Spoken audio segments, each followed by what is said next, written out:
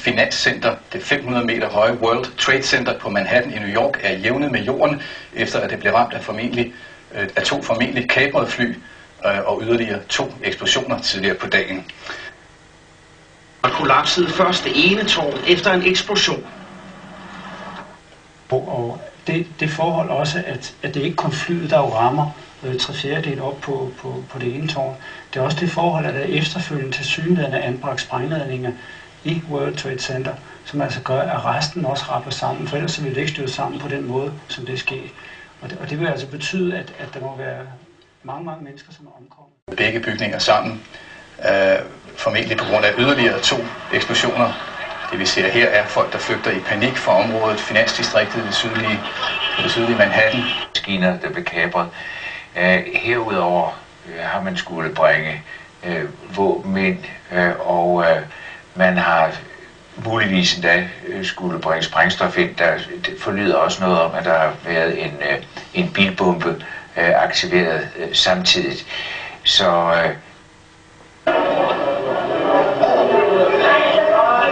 As we were getting our gear on and making our way to the stairway, there was a heavy-duty explosion, and everybody just started running for the door. Det er også det forhold, at der efterfølgende til synligheden anbragt sprængladninger i World Trade Center, som altså gør, at resten også rapper sammen, for ellers vil det ikke støde sammen på den måde, som det sker. Men Jens Claus Hansen, nu får jeg lige at vide, at der netop har været en 4. eksplosion i World Trade Center, og det vil sige 2 fly, en efterfølgende, nu 2 efterfølgende eksplosioner, sådan forstår jeg det. Vi var inde på det før. Hvordan kan bygninger styrte sammen, når fly rammer dem i 80. 20. etages højde? Men der er altså også bomber placeret i World Trade Center. Hvordan kan det overhovedet lade sig gøre? Ja, det er jo sådan noget, der bekræfter antagelsen, selvom vi ikke ved det helt sikkert, at det her er koordineret. Det vil sige, at det er koordineret med nogle folk, som har befundet sig i New York World Trade Center, som altså, hvor det er lykkedes for dem. Hvordan kan man så spørge sig selv?